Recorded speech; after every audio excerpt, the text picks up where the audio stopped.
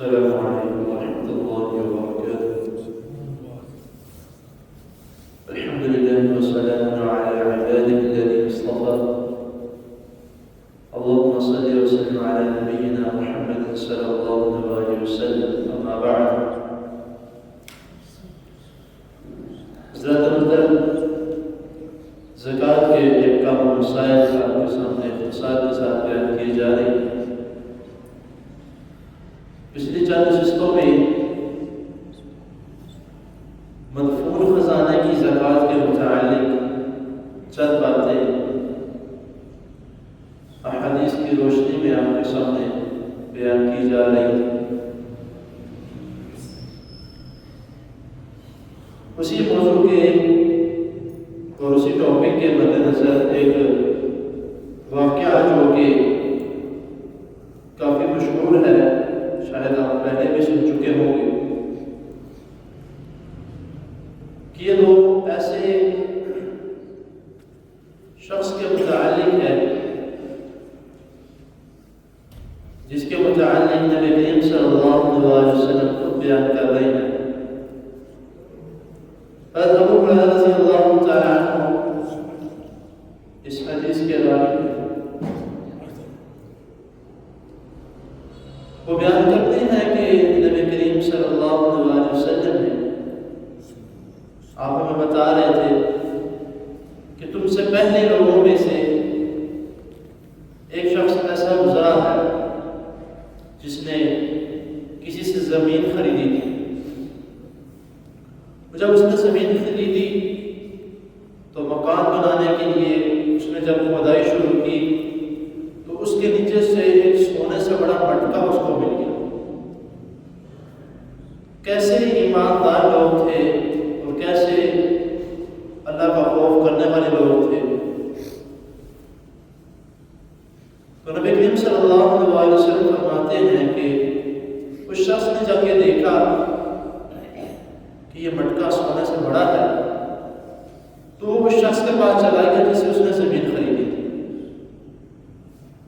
اس کے پاس گیا، جا کے کہتا ہے کہ بھائی بات سنو، میں نے تم سے زمین خریدی ہے یا سونا نہیں خریدا، یہ تمہارا ہے، تم اس کو رکھو، یہ میرا نہیں ہے، کیونکہ میں نے تمہیں زمین کے پیسے دیے۔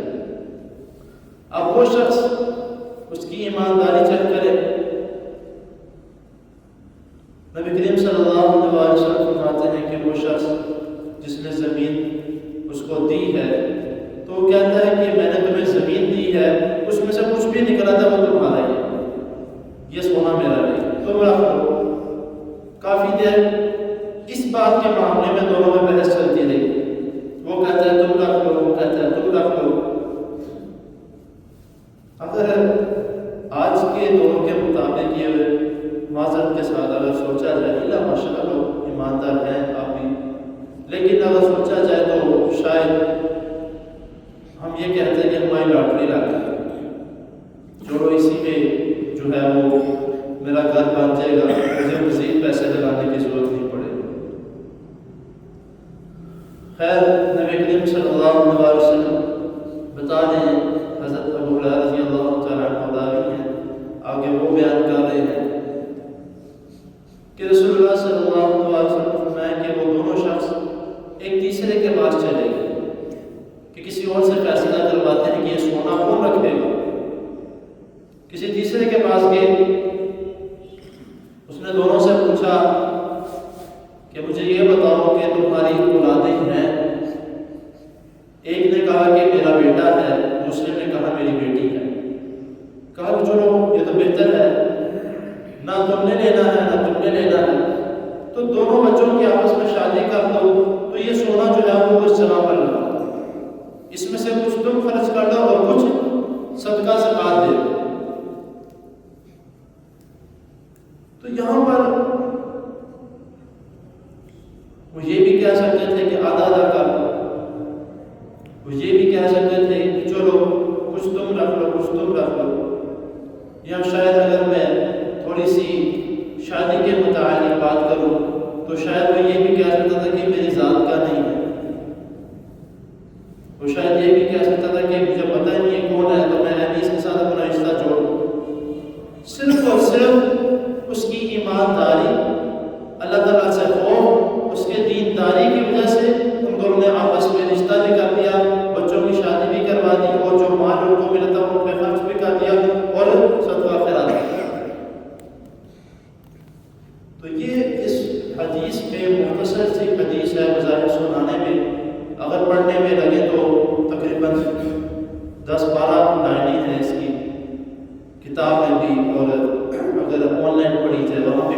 10-12 آیتوں کی یہ حدیث ہے۔ اس حدیث میں کئی اسباب ہیں ہمارے لیے، کئی اسباب کہ سب سے پہلے ایمانداری سب سے بڑی چیز ہے۔ نمبر 2 کہ اس شخص کو نہیں پتا جو زمین دے گیا ہے، یہ صرف اس کو پتا ہے جس نے زمین دی ہے کہ اس کی زمین کے نیچے سے کیا نکلا ہے، اس نے کس کی وجہ سے وہ سونا واپس لوٹانے گیا کہ اس کو نہیں پتا، لیکن اللہ تعالیٰ دیکھ رہے ہیں۔ اگر میں نے اس کا نام پوچھا تو میرا حساب کیا ہوگا، میرا کیا بنے گا؟ دوسرا سبق یہ ہے، نمبر 1 ایمانداری، نمبر 2 خوف خدا، نمبر 3 کہ جب آپس میں 2 لوگوں کی بات نہ بن رہی ہو تو اس کے لیے کسی تیسرے ایسے کے پاس جایا جائے جو اچھا فیصلہ کر سکتا ہے، اچھا مشورہ دے سکتا ہے۔ چوتھا سبق کہ جب اپنے بچے یا بچے کے لیے رشتہ دیکھا جائے تو کس طرح کا دیکھا جائے؟ ہم کہتے ہیں کہ بینک بیلنس ہونا چاہیے، ہم کہتے ہیں کہ وہ مالدار ہونا چاہیے، ہم کہتے ہیں ہماری یہ ریکوائرمنٹس ہیں، اس کے مطابق ہونا چاہیے، پھر ہم شادی کریں گے۔ سب سے پہلا جو حدیث میں بھی آپ اٹھا کے دیکھ لیں، نبی کریم صلی اللہ علیہ وسلم میں نے سب سے پہلے دین کو ترجیح دو، سب سے پہلے دین کو ترجیح دو۔ ہاں اس کے بعد حسن و جمال بھی دیکھو، اس کے بعد اس کے پیچھے دیکھو کس طرح کے لوگ ہیں، یہ بھی چیک کرو، لیکن اگر دیندار ہے تو دیر نہ کرو۔ تو یہ چند اسباب جو ہیں وہ ہمیں اس میں سیکھنے کو ملتے ہیں۔